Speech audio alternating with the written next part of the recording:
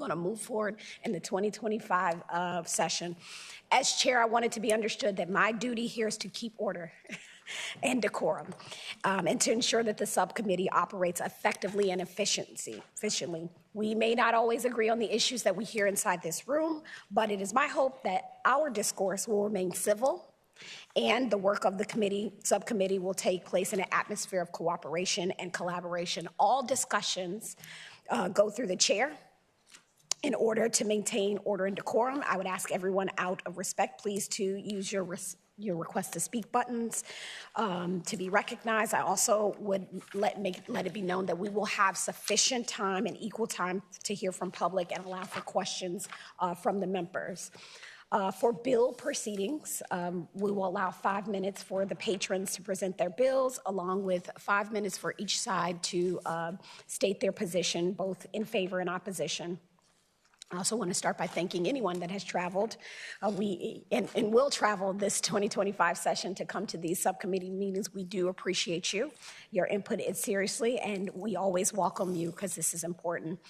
It is your right to petition the government. Viewpoints should always be made at the podium and in an orderly fashion. So we ask that you identify yourself if you're coming to speak, state your name. If you're with a particular group, to say that as well. I want to thank this session's staff here. Thank you. We have our clerk for this subcommittee will be Ms. Joyce Knight, helping us out here. Our attorneys, Brooks Braun, and the IT staff in the back will be here operating this broadcast for the general public. So gratitude to them. We've got a very short docket here, hopefully get through. What we're gonna do is we're gonna start with House Bill 1573. Delegate Green, you delay my last. Delegate Green, do you mind, since you're on the committee, if I can go ahead and allow Delegate Wyatt to present his bill? Sure. My apologies, gratitude. So House Bill 1652, Delegate Wyatt, can you go ahead and present your bill? Thank you, Madam Chair, and welcome back. House Bill 1652 that has before you is being carried at the request of folks in my locality, actually representing 2 different localities. This bill does shorten the 45 days of voting to just 14 days. We continue to hear from our registrars in our localities the demand and the challenge it is to try to find election officials actually work and at their locations, as well as the high cost and unfunded mandate is the word they use as they continue to operate in elections across our Commonwealth. This bill also removes any drop boxes. We've heard over the last election cycle, the drop boxes that were attacked on the West Coast, and right with the 2 weeks of early voting, they should be able to go in and bring their ballot in, even if they get it mailed to them, turn it in to their registrar's office. Going back to the early voting, we know that the first 1, 2, and 3, week 4, only about 10% of the folks actually turn out to vote on the election. In week 5, we know that doubles. And then week 6, it increases more than 30%. So really, in essence, the last 2 weeks of a 45-day election is when most folks come to the voting centers and cast their votes in the election. This bill also requires that an individual produce a valid photo ID when they vote. So can't be any discrepancy about folks that talk about election integrity. If you produce a valid ID, your vote should be cast and should be counted. That's the kind of genesis of the bill, and I know the folks of the 2 counties I represent would like to save the taxpayers some costs. They do want everyone to vote, but everyone should be able to vote, either voting early, by mail, or within the 2 weeks at their local registrar's office or satellite locations. Thank you, Madam Chair. Gratitude, Douglas. Is there any questions from Madam Chair? Delegate's hands? Quick question for the bill patron. Just to confirm, voters, they do have the ability to vote early, hold on to their absentee ballot, and drop it off on their to their precinct on election day, correct? That's correct. And the counties I represent, they only have the registrar's office, so they'd have to come to the registrar's office. We know the larger counties, yes, have satellite locations. But yeah, the counties I represent, they could bring them inside. You can still vote at the curb like so many folks do for elderly and handicapped folks. So we want to make it easy for folks. I think we all here want to make it easy for folks to vote. But the real premise behind this bill is to shorten that window. If not a high percentage of folks are turning out in those 45 days, just narrow that window down to 2 weeks, because we all want everyone to come cast a vote who is here legally in the Commonwealth in every election cycle. Madam Chair, follow up. Delegate Henson. So to confirm, there has not been any issues with the voting ballot drop-offs in the Commonwealth? That is correct, yes. But we want to be proactive and not be reactive in case something would happen here at any of our precincts here in the Commonwealth. Thank you, Madam Chair. I'll let other people. Delegate Bloxham. Thank you, Madam Chair. Really a question for the staff attorney. And this is not just for this bill, it's for any other bill. So 14 days are not business days. 14 days would be calendar days. And likewise in the other bills, if it says 10 days, that's 10 calendar days. Madam Chair, Delegate Bloxham, yes, that's correct. Okay, thank you.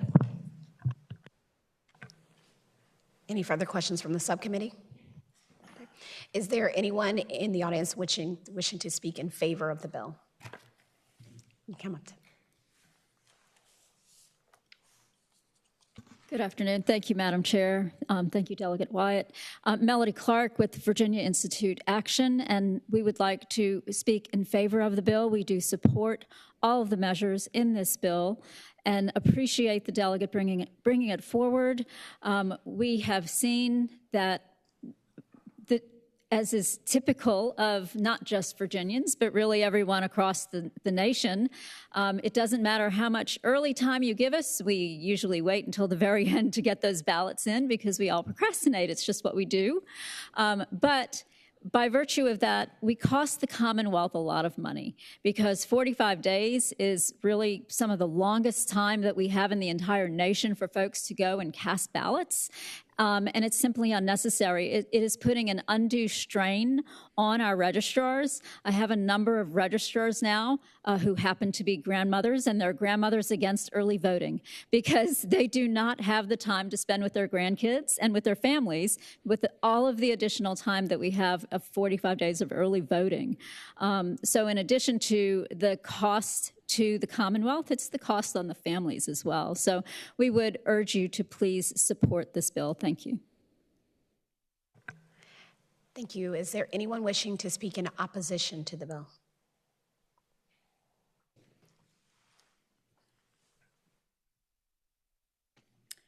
Good afternoon, Madam Chair, members of the committee. Tram Nguyen with New Virginia Majority. We are strongly opposed to this legislation. It rolls back a number of provisions that the General Assembly passed in 2020 and 2021 that really moved Virginia from 49th in the nation in terms of access to voting to now 11th. And so when we think about democracy and participation, passing this legislation would roll us back. So we strongly oppose the bill. Thank you.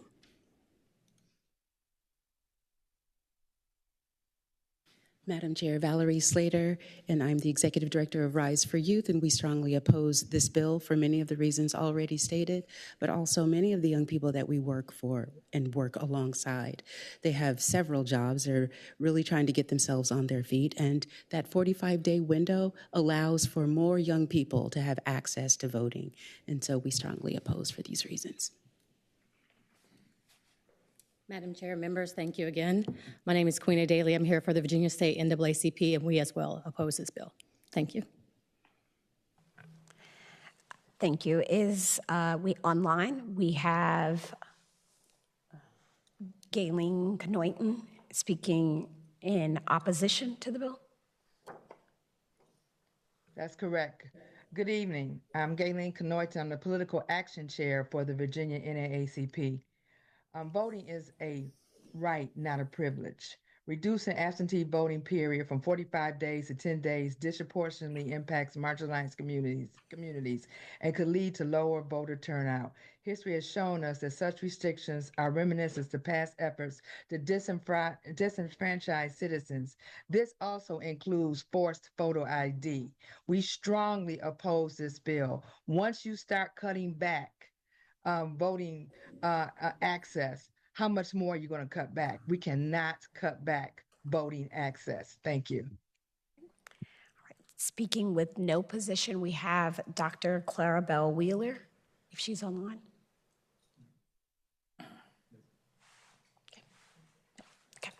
All right, and then we did receive some public comment online from Shane Riddle of the Virginia Education Association in opposition to the bill. Are there any further questions from the subcommittee? Seeing none, would you like the last word? I hope the committee will favorable on this bill. By no means do we want to restrict or prohibit anyone from voting. It's an undue burden on our localities for all the folks they have to hire during the 45 days when we see a majority of the folks vote within that 2-week time frame. Thank you, Madam Chair. Thank you, Delegate Wyatt. Seeing no further questions, the committee operates on motion. Move to table. It has been moved to table. Is there a second? Second? Okay. The clerk will open the rolls, and the members will indicate their decision on the voting board.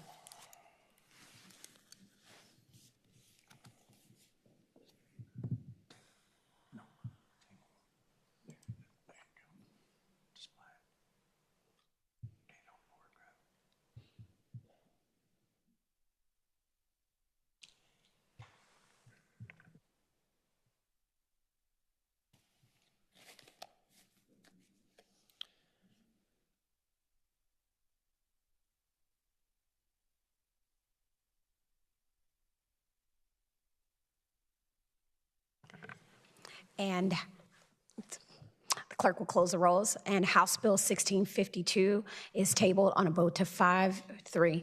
Thank you so much, Delegate Wyatt. The next bill we have up is House Bill 1735. Delegate Cole, you have the floor. Thank you, Madam Chair, members of the committee. Happy New Year to the ones I haven't spoken to already. Thank you so much. Let me get this. HB 1735, Madam Chair, seeks to extend the time frame for registering to vote. Under current law, Virginia poll books close 21 days prior to primary and general elections and 13 days before special elections for new traditional voter registrations. This timeline was originally established to give registrars adequate time to prepare the voter rolls before Election Day. However, circumstances have changed. With voter registration lists now being digital and Virginia implementing a form of automatic voter registration through the DMV, the same amount of preparation time is no longer required. I would also like to point your attention to Commissioner Bill's report that she gave earlier. She said this past year, 89,362 same-day provisional ballots were cast on Election Day. With Virginia's same-day voter registration, individuals who register after the books close must go through the same-day voter registration provisional process during early voting on Election Day. This bill will seek to kind of get people to register early and not have to go through this process. And so we want to make sure that our registrars and people who are voting receive a smoother process. And so I think this also will change the effect that early voting or absentee voting may have in any way. And so I would hope it would be the privilege of this subcommittee to pass the full committee. Thank you, Madam Chair. Are there any questions from the subcommittee? Move to report, Madam Chair. Delegate Henson. I'm good with reporting, but I just wanted to confirm either with the bill patron or Madam Commissioner, from an elections perspective, going through the details, how does this help with the 89,362? Madam Chair, I would say to my venerable colleague that we're hoping that this would calm down on those provisional ballots because it'll give people more time to register. Instead of it being 21 days out, they now have 10 days before the election to get registered. And I would yield to the commissioner if she has something she would like to say as well. Okay. Right. Delegate Bloxham. Thank you, Madam Chair. Yeah, this is actually a bill very similar to my bill. It's coming up. We'll just strike that one in the future. But it's my electoral board asked for this because people would come in to vote in the 21 days, and they'd say, well, now you have to show up on election day. So you're almost sandbagging your same-day provisional on the election day, when there's really, the reason that they did the 21 days is, like the delegate said, it was for when you printed poll books. And now without that, there's no need to have 21 days. So this is actually, I think, a very good step. Thank you, Delegate Bloxham. Is there anyone from the audience who wished to speak in favor of the bill? Madam Chair, members of the subcommittee, I'm David Bailey, speaking on behalf of the registrars. If you combine what Delegate Cole said with what Delegate Bloxham said, that's what the registrars say. And they encourage you to support the bill. Madam Chair, members of the subcommittee, Tyler Craddock, representing the Virginia Electoral Boards Association, and our electoral board members, along with Mr. Bailey's registrars, would say the same thing that Delegate Cole said, and we're happy to support his bill. Madam Chair, members of the committee, Tram Nguyen with New Virginia Majority, and we support the bill. Thank you. Madam Chair, members of the committee, Queen Daly, the NAACP supports the bill. Madam Chair, members of the committee, Valerie Slater, Rise for Youth, we also support the bill. Is there anyone wishing to speak in opposition to the bill? Okay. Online, we have Ms. Gayleen Knoyton speaking in favor of the bill. Yes, good evening again. Gayleen Knoyton, Political Action Chair for the Virginia NAACP, and we support this bill for the reasons that were stated. Thank you. Thank you. Then we have Dr. Clarabelle Wheeler speaking against the bill. Actually, not quite. I'm speaking to notify that the registrars. One moment, Dr. Wheeler, can you turn on your camera? That's a policy for us that if we're going to have virtual testimony, that we at least be able to see you, ma'am. Gratitude. Thank you so much. I'm so sorry. I No thought worries. I'd gotten that far. Thank you, ma'am. Thank you very much. I'm speaking as an electoral board member in Albemarle County and Western Regional District and concur with this bill. So thank you very much. Thank you, Dr. Wheeler. And just to acknowledge the written testimony that we had from Stephanie Isles, Port, and Shane from the League of Women Voters in support of the bill, as well as Cohen and Gregorian in opposition to the bill. Are there any further questions from the subcommittee? Seeing none, the subcommittee operates. It has been moved to report.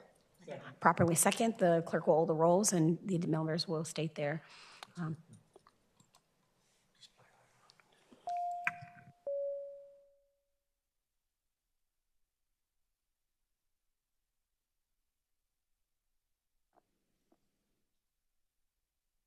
Clerk will close the rolls, and it looks like House Bill 1735 reports on a vote of 8-0. Thank you, Delegate Cole. Thank you, Madam Chair, members of the committee. Right. Next, we have Delegate Green. Madam Chair, would you like me to present? It is at your pleasure, whichever works for you. Okay. And Delegate Green, we will start with House Bill 1573.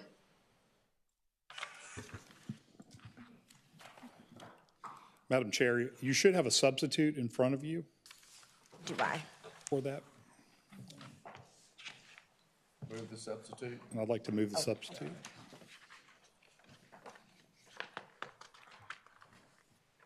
I don't have it in front of me. Oh, gratitude. I was just making sure. Okay, it has been moved and second to move the substitute. All those in favor say aye. All opposed? All right, the substitute is before us, so Delegate Thank Green. you. And this bill was brought to me by the registrars in our locality. It was also brought by election workers and just volunteers. This bill limits the early in-person absentee to 10 days. I think Delegate Cole just mentioned 10 days was a good number, so this continues on with that. It also extends the hours of early voting from 7 a.m. to 7 p.m. The big thing on this is with the electoral boards, in some localities, this past year, we've had 180 days of early voting. We're burning out our electoral boards, we're burning out our workers. We're also spending a lot of money. My research shows that it's roughly about $2,500 a day to have these polls open. So if you extrapolate that throughout the Commonwealth, we could save roughly $12 to $13 million directly to the localities by limiting the amount of early days. We're showing, in the commissioner talked earlier about when people voted.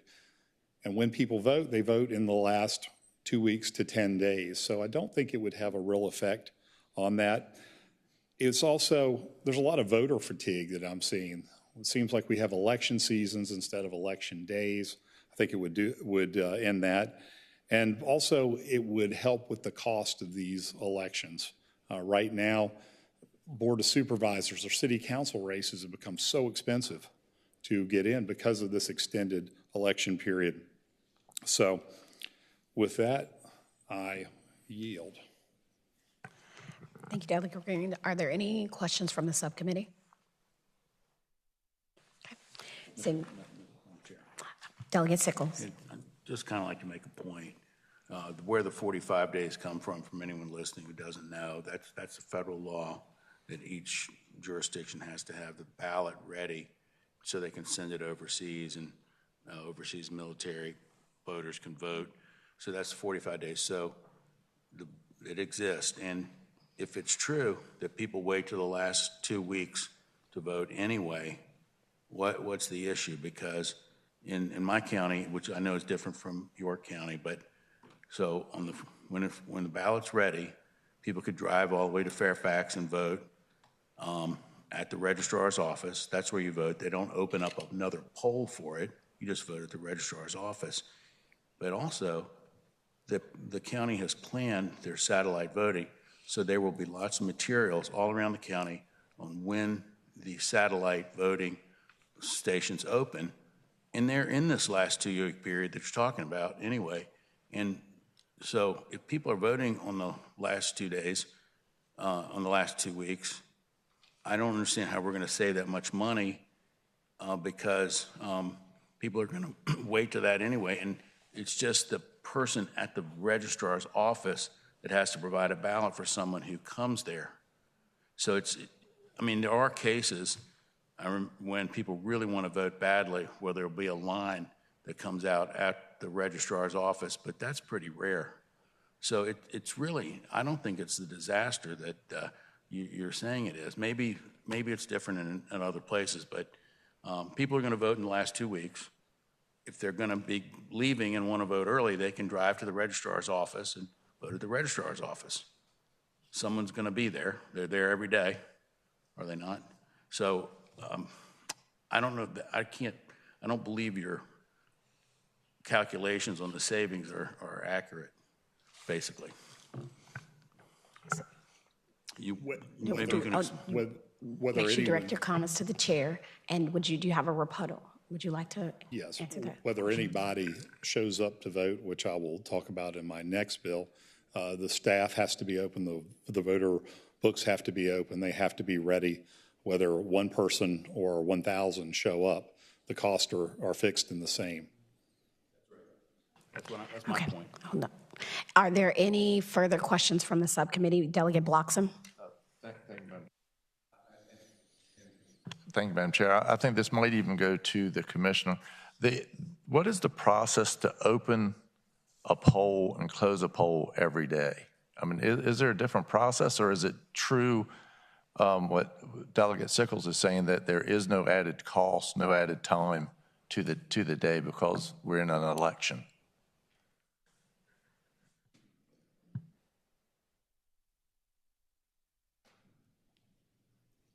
Madam Chair, Delegate Bloxham, anytime that a polling place is open, it has to follow the same laws within the Code of Virginia for opening and closing the poll. So, you know, there has to be a reconciliation of ballots. There has to be, they don't tabulate the results, obviously, every day. They wait, but they do have to shut down the machine, go through all of the paperwork. So it's not just waiting to see if somebody comes in and votes or doesn't vote. It is a process of having somebody dedicated. There has to be someone dedicated to voting people in the office.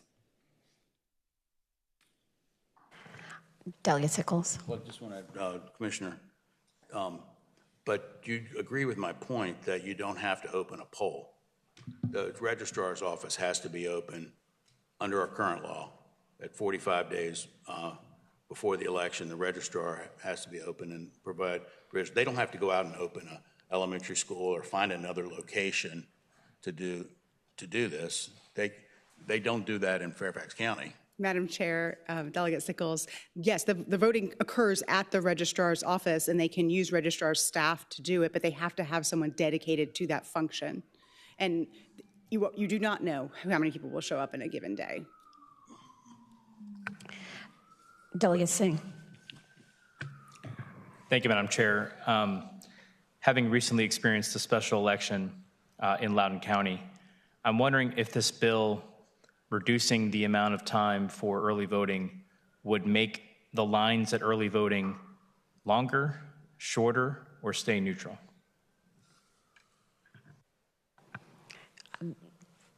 Delegate Green, do you have a response? My research shows that most people vote within the last 2 weeks, 10 days, so I don't think there would be any longer lines or any big push. So no, I don't think it would affect it. All right. Seeing no further questions from the subcommittee, is there anyone wishing to speak in favor of the bill? You have the floor. Good afternoon. Melody Clark with Virginia Institute Action again. The average cost to have a polling place open is about $2,500 a day, and cutting this early voting back from 45 days, which is one of the longest in the nation. The federal statutes apply to all of the states across the nation, yet Virginia has one of the longest early voting of any state. So it's certainly not necessary that we have 45 days of early voting. If we cut that back to 10 days, it would save the state approximately $12 million in direct costs. In addition to the costs on the registrars, they have a small staff. We saw that there are staff members who go to the extreme of sleeping in their office. God bless these folks, but they're exhausted, and this would help to alleviate a lot of the turnover and the people that we're losing in staffing because of 45 days of early voting. So I would urge you to please support this measure. Thank you. Is there anyone wishing to speak in opposition to the bill?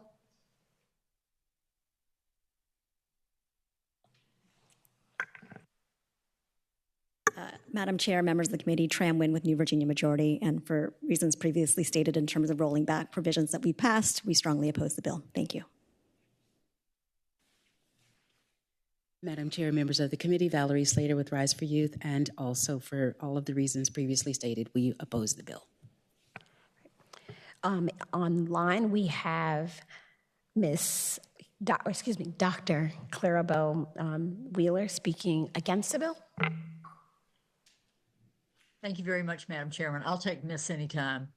I stand before you to speak very strongly as both an electoral board member, as a former chief officer of election, and a district manager for elections in Virginia.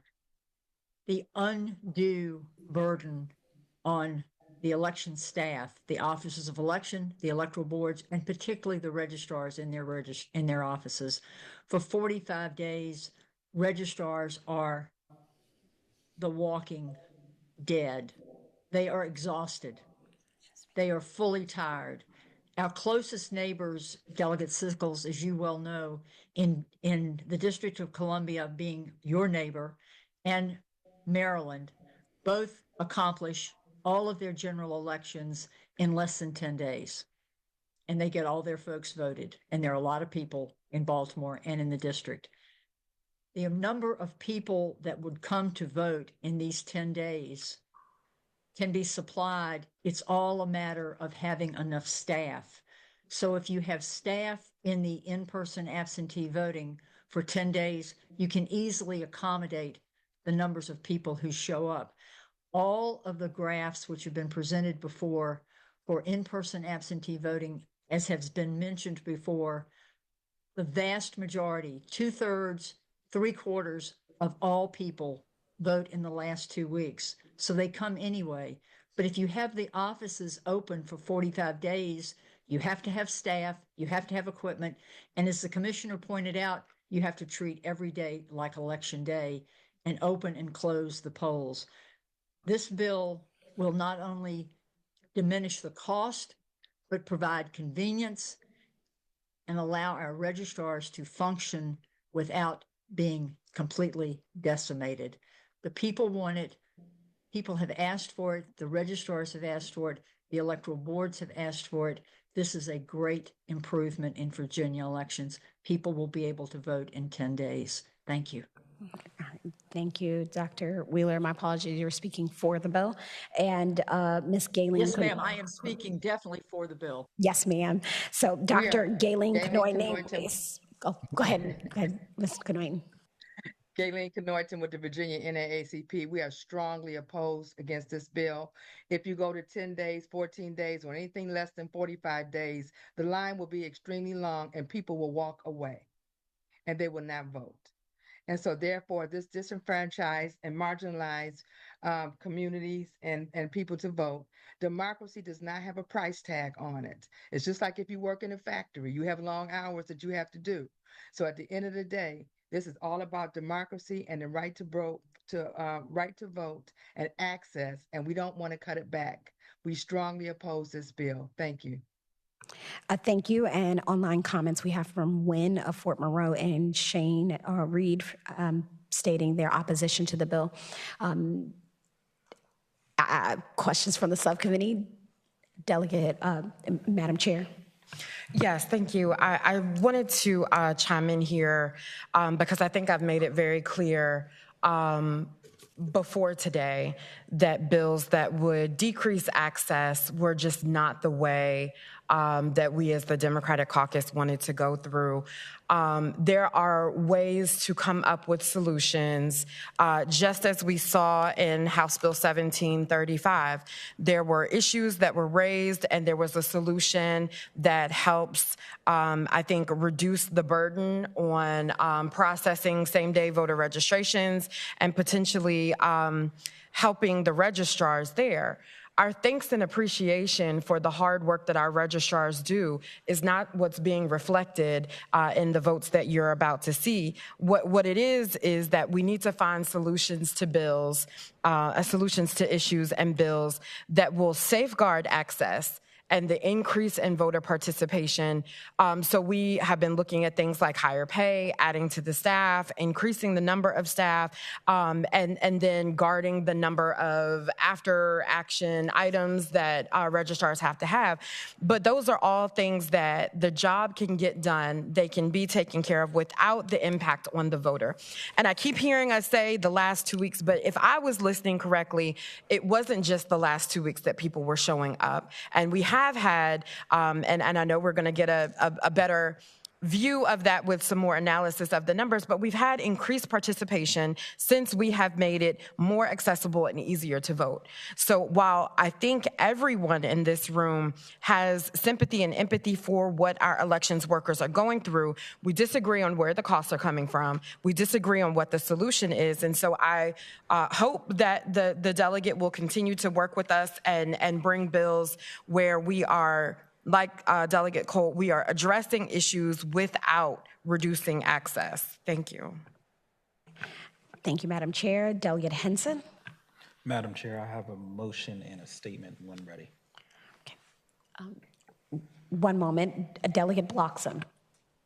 Thank you, Madam Chair. Just for reference, I know that my little county adds 5 part-time employees for the early voting season. So that does add expense to it that is definitely an unfunded mandate. Thank you, Madam Chair. Thank you, Delegate Bloxham. Delegate Henson. Madam Chair, I don't know if you noticed that I used to work at Ann Taylor Monday, Wednesday, Friday, Applebee's in the evening, and Wendy's Tuesdays and Thursdays. If I wanted to vote, it would either have to be a Wednesday, Saturday, or a Sunday. So me, when I turned 21, as we continue to expand early voting, I was the recipient of early voting because as a young person trying to save $1,500 for a 1999 Chevy Prism, that was the only way for me to exercise my right to vote.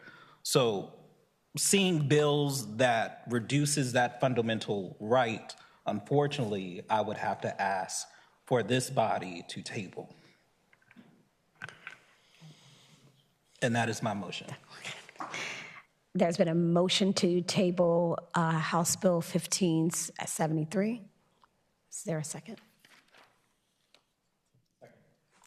It has been moved and properly second. The clerk will open the rolls. Members can state their position on the electronic voting board.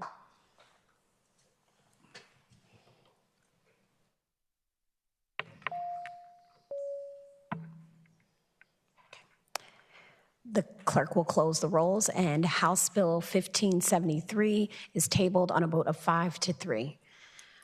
Delegate Green, you have the floor for House Bill 1574. Thank you, Madam Chair. I have before you a substitute. Okay, it is moved and properly second. All those in favor say aye. All those in favor say aye. Aye. All opposed? Okay, the substitute is properly before us. This limits the number of days for primary elections from 45 to 10, especially in the presidential primaries. Candidates drop out, endorse other candidates. You've all heard the story. Had I voted early the last time, that the candidate that I hypothetically might have been supporting was no longer soliciting my support. But I went back to the 2020 Democratic presidential primary.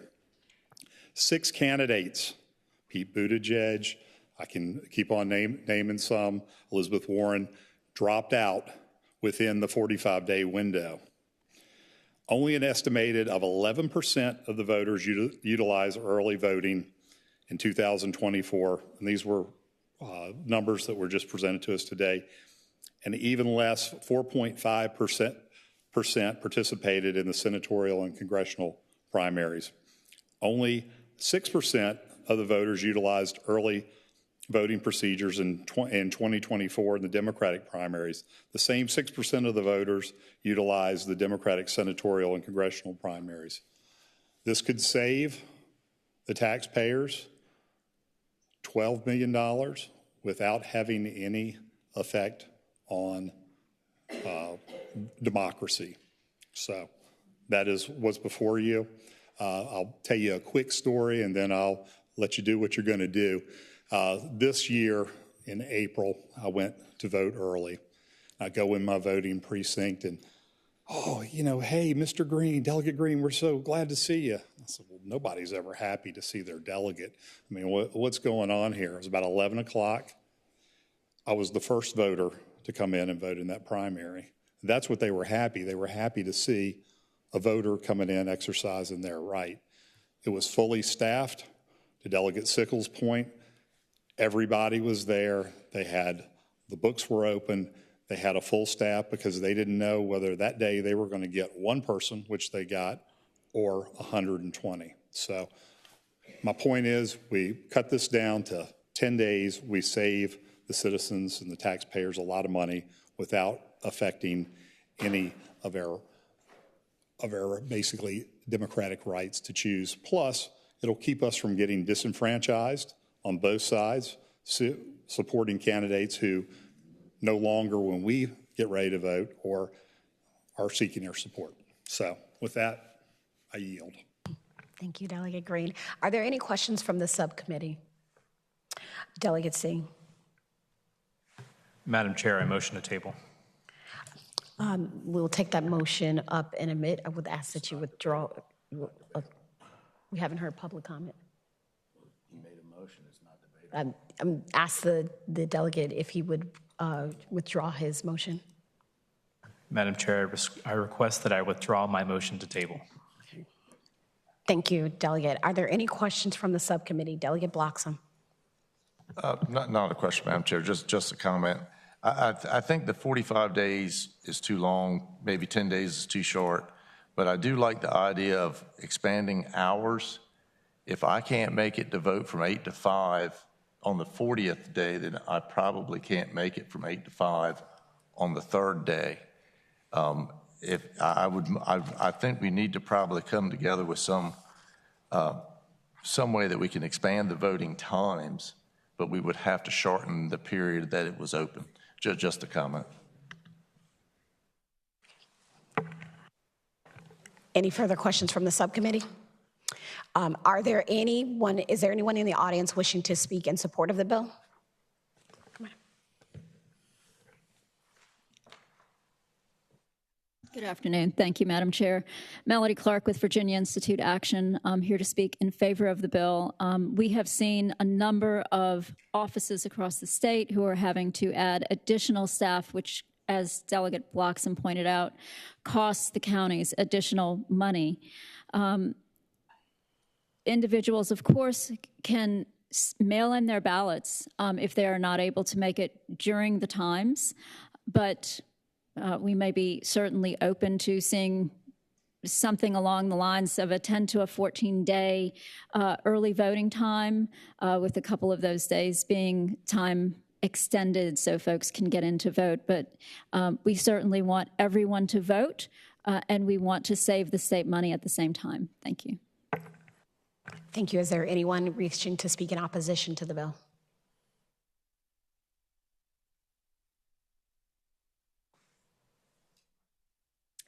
Madam Chair, members of the committee, Tram Nguyen with New Virginia Majority, and we oppose the bill. Madam Chair, members of the committee, Valerie Slater with Rise for Youth, and we oppose the bill. But, I've heard a couple of stories, and I'd like to share just a really quick story.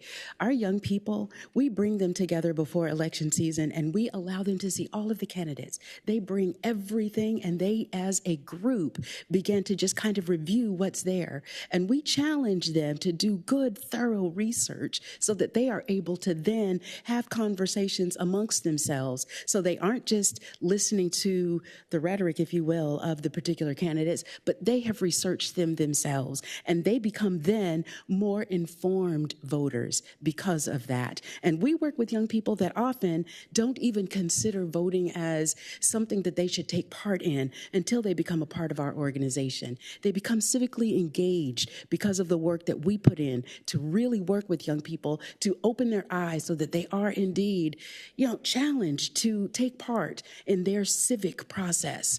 And so that 45 days matters. It matters to young people who, like I said earlier, are working several jobs to make all of their ends meet and who are trying to bounce back, often from some of their mistakes.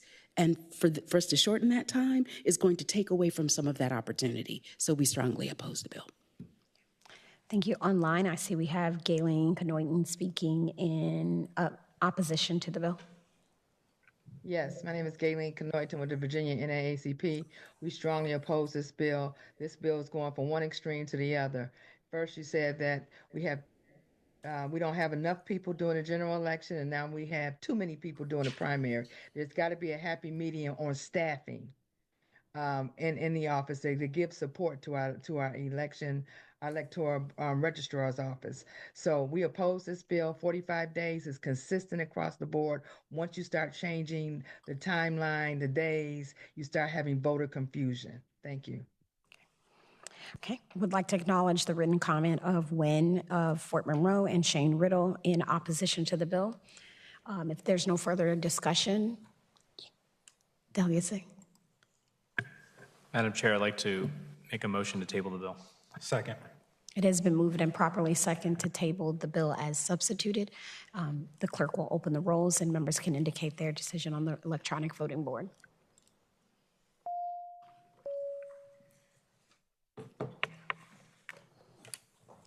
The clerk, oh, there it is. Sorry. The clerk will close the rolls and the bill is tabled on a vote of 5-3. That completes the business of this subcommittee. I want to thank you all for your presence and move to adjourn. Okay, I'm going to adjourn.